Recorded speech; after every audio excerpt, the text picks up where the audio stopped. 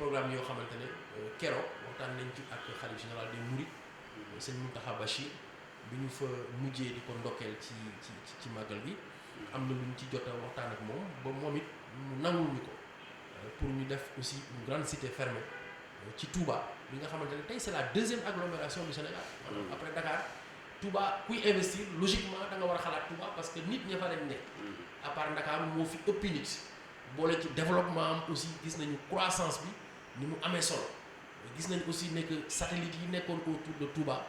Touba mi ngi leen di polariser donc mi ngi jël aussi jëmmu métropole. Wet gële ma nga jëm Darou Mouhty wet gii mi ngi xotti jëm Beyti Dia daanaka mi ngi bëgg a jël Njaareem wet geneen bi aussi mi ngi jëm diggante yoonu Kayel yoonu Madina mel ne ku jëm Mbar wetu Kaffrine te kanam la jëm donc vraiment foofu tamit fu ñu war a sóoraale la ci wàllu développement immobilier moo tax ñu nit bëggoon nañ fa lu am solo loo xamante ne dañ koy développé te xalif bi muy sëñ Mountakha nangul nañu ko boole ñu ak ñi nga xamante ne ñooy autorités yi pour ñu waxtaan ci xool naka lañ fay jëmmalee dara loo xamante ne dina taaral dëkk ba mais dana am aussi njëriñ pour citoyens yi nga xamante ne ñun foofu la ñu bëgg a féetewoo waaye fu ne rek région bu ne am nañ fa yéene boo xamante ne ñu ngi koy dox actuellement avec les autorités administratives ak les élus également pour def un programme cohérent. D'accord dama bëggoon nag léegi ñu waxtaan Mamadou Kassé ci li nga xam ne mooy wàllu politique di wàllu élection locale yi ñu jub dëgmal d'abord ñu ngi gam-gamlee ndax dañ koy reporter waat une troisième fois am déet yow ban xalaat nga ci am. waaw bon xam nga ñun moom dañoo am ay plénipotentiaires maanaam comme dañu bokk ci coalition boo xamante ne président de la République moo ko jiite te mooy ñun tamit dafa am ñu fa yónni woon pour ñu doxal ñu fa ñun dañuy xaar ba nga xamante ne conclusion yi ñëw na lu mu ci mën a doon rek ñun pare nañu ñun bu ñu doon dem élection suba wala gannaaw suba wala ñu reporté ko ñun fekk nañu pare mais dafa am question yoo xamante ne boo ko seqee ak sa ay nawle ñu bokk ci kujje gi ñoom tam ñuy poser ay questions yow ngay poser ay questions mbir mi dootul sa mbiru bopp donc lu mu ci mënti doon rek lu ñuy déggoo la ndax ñun ñoo bokk langue gi te langue gi aussi dañ ko war a mën a améliorer pour que suba jël yi ñëpp mën ko nangu man donc man jàpp naa ne bu fekkee ne dafa justifié wu pour que effectivement ñu gën a assainir règle du jeu yi man d'accord naa aw ma ci problème. lu ci mel ni fichier beeg yooyu. fichier bi ñu audité ko ba ñëpp d'accord ñu mën a ubbi aussi période de révision yi ñu war a mën a inscrire ñu mën a xool ñu yeesal daal vraiment ba nga xamante ne bu ñu dem day nekk ay règles yoo xamante ne ñëpp ci d'accord mu am consensus le plus large possible maanaam déggoo daal ci naka la ñuy doxalee mbir waaw nag tamit bu fekkee ne conditions yi réunir na jàpp naa ne ñun pare nañu pour dem élection. waaw sànq ba tey yaa ngi naan ñun pare nañu est-ce que yow pare nga ci li nga xam mooy mairie Tamba nga daal di koy nga laaj mairie bi. non man pare naa man ba ma pare yàgg na parce que tey jii nii man dama jàpp rek ne dafa jot ñu indi 109 maanaam deret ju bees ci ñi nga xamante ne ñooy accompagner vision président. du doon deret ju bees kese day nekk doxalin bu bees. waaw day nekk non nekk na doxalin bu bees ba noppi parce que président li mu imprimé. ci gis-gis ak vision ak pas-pas ñëpp gis nañ ko waaye nag du rek au niveau central il faut mu am ñoo xamante ne dañ ko war a traduire ni mu waree ak vitesse bi mu laaj parce que fast track bi aussi dafa am doole ji mu laaj ak capacité de réaction ak vivre avec son temps maanaam suñu génération il faut ñu nangu ne ñun dañoo aaye donc faaw ñu nangu aussi ne suñu responsabilité dañ ko war a jël mais responsabilité boobu aussi mënuloo toog rek ne yàcc mu fekk la fi mu lay fekk dafay fekk ne da nga koy wone sur le terrain ñun moo tax ñuy xeex politiquement pour que demain responsabilité bu ñu soxla ci ñun mu nekk loo xamante ne mérite lay doon du doon chance kese day doon loo xamante ne kenn du ne a cam moom de mérité wu ko dañ ko parachuté parce que gis nañ fi ñu bëre ñoo xamante ne mag ñu bëri tey ñi nga xamante ne ñi ngi balballu fii mais dañ leen parachuté président ci boppam moo leen créé de toutes pièces xëy na peut-être loolu ci doole jooju la ñuy sukkandiku mais ñun président daf ñu yóbbu nañu dem leen ngeen xeexi dem leen ngeen jël li ngeen moom ngeen affirmer seen bopp te ci loolu lañ nekk mais bu ñu yeggee nag à maturation ñun jàpp nañu ne président daf ñu war a gestu pour que ñun ñu mën a traduire vision au niveau local te jàpp naa ne loolu mooy stratégie bu baax bi loolu mooy xalaat bu baax bi le président c'est un jeune président il a une vision fraîche maanaam lu sell lu yees peq la indi ñetteel ba moom mooy tey boo ko xoolee bu baax a baax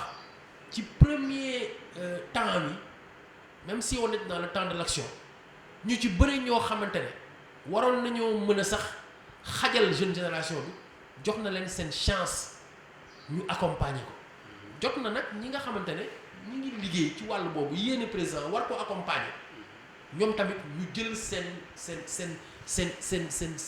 courage xeex ñëw nekk aux responsabilités ànd ak président ngir mu bàyyi fi way woo xamante ne dootul fay ndonte li mu def ba léegi nii kontaan nañ ci loolu parce que président moo indi territorialisation des politiques publiques mooy maanaam moom dafa nekk un homme du monde rural ba nga xamante ne jàpp na ne centralisation bi gars yi def richesse bi dafa war a tas responsabilité yi dafa war a tas pouvoir yi dafa war a tas croissance bi ci boppam bi ñuy tirer ci kaw dañ ko war a tas ci suuf te loolu nag dafay fekk ni il faut moom ñu la ko traduire loolu mooy benn tey jàpp naa ne Tamba li fa am lépp ngóoree président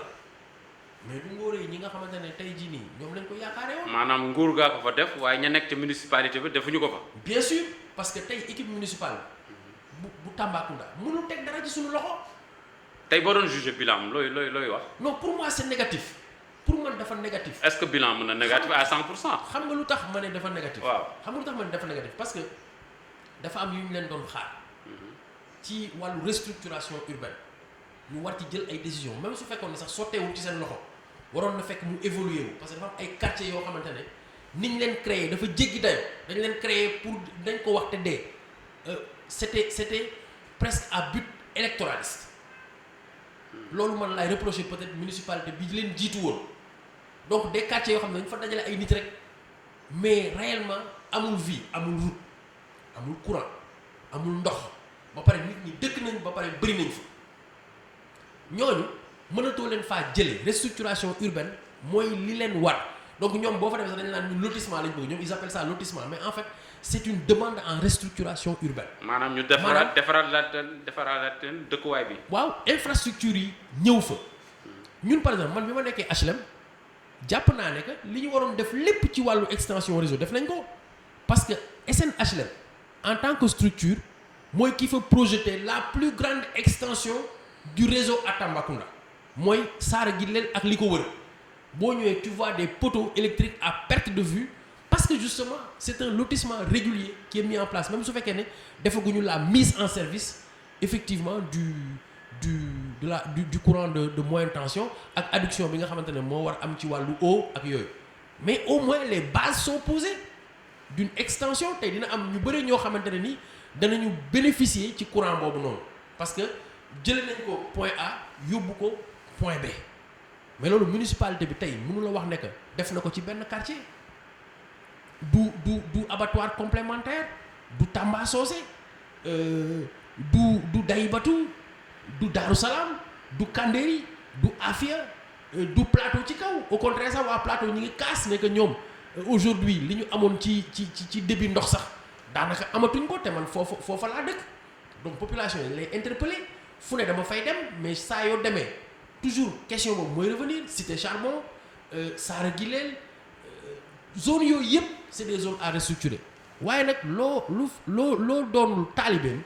mënuloo doon sëriñam loolu c'est de la haute technicité moom la laaj ak yéene ak pas-pas ak xam-xam pour mën a liggéey dëkk bi nit ñi mën a jëriñoo ci li nga xamante ne moom mooy élément de base yi parce que yooyu xam nga élément de base yooyu dafa bokk ci yéeney président dafa tëgg lu ñuy wax le 5-3-5 mooy 5 grandes initiatives 3 grands programmes sectoriels et 5 accès universels yooyu ci yooyu la ñuy wax affaire eau la ak affaire électricité ak ñoom seen maanaam nit ñi fa ñuy dëkk muy mën a yemb ba nga xamante ne dañuy am courant bu doy di mën a am ndox mu doy ndox mu bon mi ñu koy mën di sotti di ko tuur ba pare boole ci nag ñuy def infrastructure yoo xamante ne de base muy santé ak éducation di dugg tout le temps ci biir quartier yi te loolu moom mooy les besoins primaires de la ville.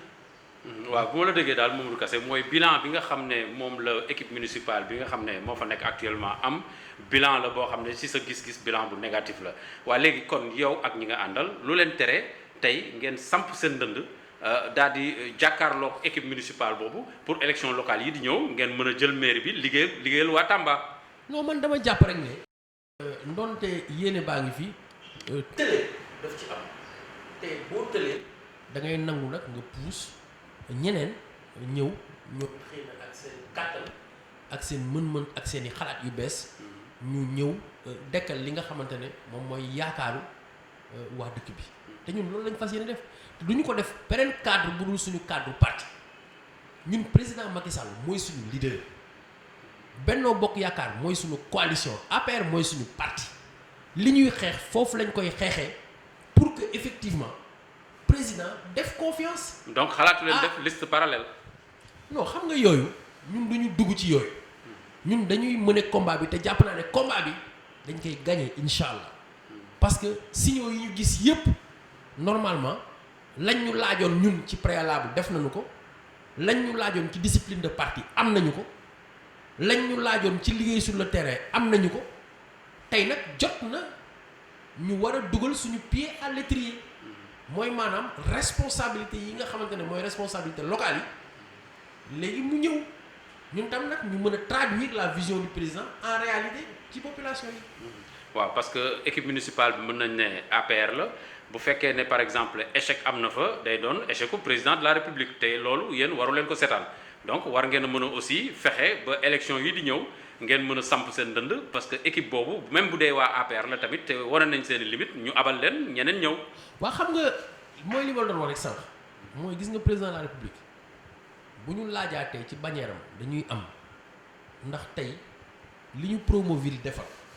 ci biir dëkk bi muy wàllu route yu bees yu ànd ak assainissement ànd ak volet paysager jéggi na dayo li ñu président defal ci suñu infrastructure socio-culturelle yi muy maison des jeunes bi nga xamante ne inauguré guñ ko sax defal ñu marché au poisson bu yees peq bu jar 1 milliard defal ñu centre hémodialyse jàppale ñu ci suñu ay lieux de culte mooy mu terminer la grande mosquée de Tambacounda tey jii nii réhabilitation bi nga xamante ne mi ngi ko def ci tronçon Tambacounda jëm Kidira dafa démarrer carrément ci biir ville bi donc am na au moins 3 à 4 kilomètres yoo xamante ne ça concerne le réseau interne urbain boo xamante ne nii du mën a couche de bi couche la ak enrobé te yooyu mën naa ci wax di ci lim loo xamante ne nii loolu daf ñu ko defal ñun donc loolu mënuñu am ñun benn gàcce mais seulement ñi nga xamante ne ñun wóolu woon nañ leen pour que la nga xamante ne nag ci ñoom la ajewoo parce que dafa am loo xamante ne nguur daf koy def mais dafa am loo xamante ne élu local moo war a doon taxawaayam